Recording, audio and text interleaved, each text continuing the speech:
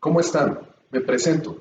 Soy el licenciado Luis Martínez y soy el titular del despacho de abogados LM y Asociados. En esta ocasión les quiero hablar acerca de un tema muy relevante para el derecho familiar y que es denominado como el concubinato. Vamos a tratar de explicar qué es el concubinato y posteriormente platicaremos acerca de cuáles son los derechos y obligaciones que surgen de esta figura jurídica. Comenzamos. ¿Qué es el concubinato?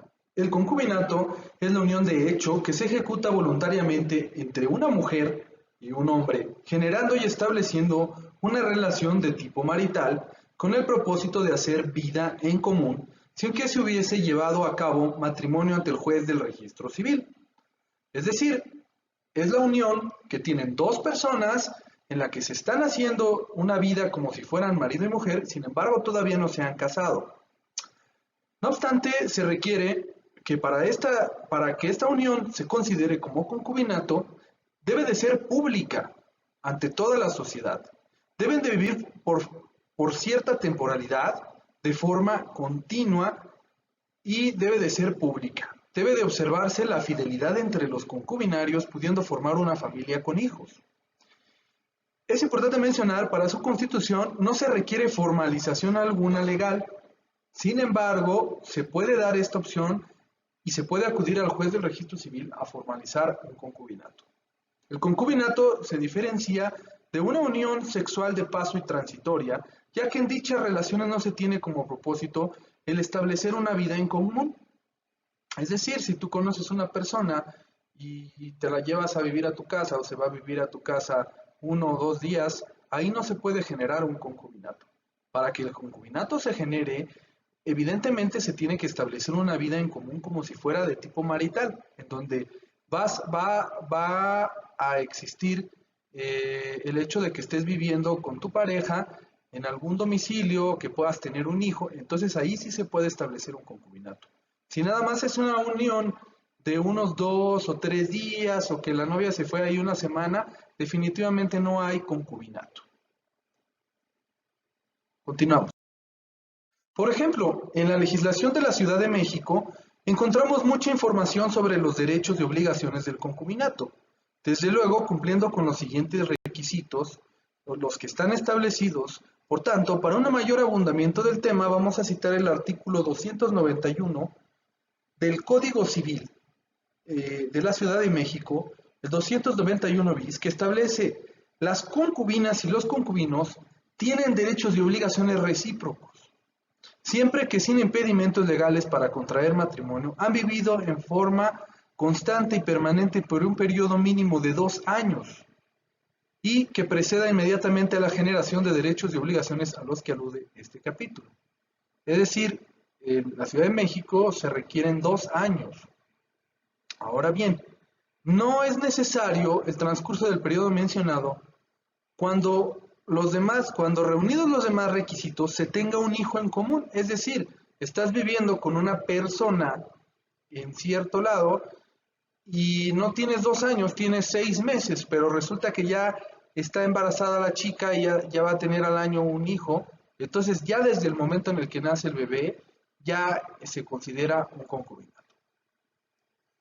Si con una misma persona se establecen varias uniones del tipo antes descrito, es decir, en ninguna se reputará concubinato. Hay personas que tienen hijos con una mujer, que tienen hijos con otra mujer, que viven una semana con una, 3 semanas con otra, 4 semanas con otra. Eso es un tema muy polémico porque ya incluso han existido asuntos en donde sí han podido lograr acreditar el concubinato, pero en la ley de la Ciudad de México, en específico en el artículo 291 del BIS del Código Civil, no se considera así, ¿no?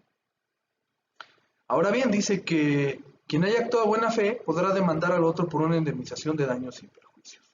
Es decir, una mujer que se entera que el hombre tiene varios domicilios y varios hijos y vive con una y con otra, ella lo podrá demandar por daños y perjuicios. Es importante mencionar, los jueces del registro civil podrán recibir declaraciones con relación a la existencia o cesación del concubinato, es decir, cuando comienza o cuando termina. Dichos jueces lo harán constar por escrito en los formatos correspondientes que al efecto se aprueben.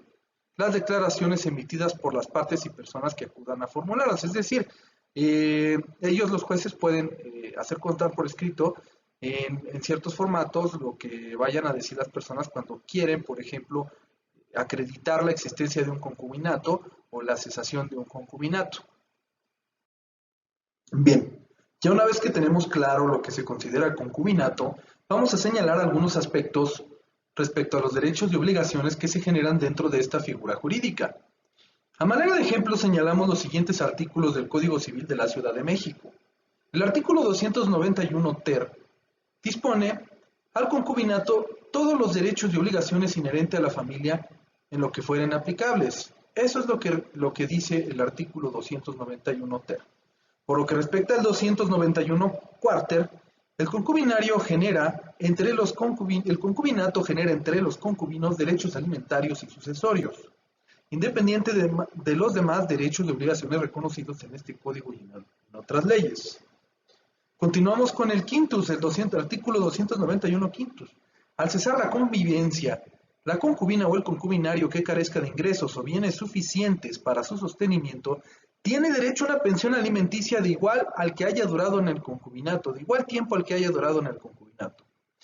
Es importante señalar que no podrá reclamar alimentos quien haya demostrado ingratitud, viva en concubinato o contraiga matrimonio.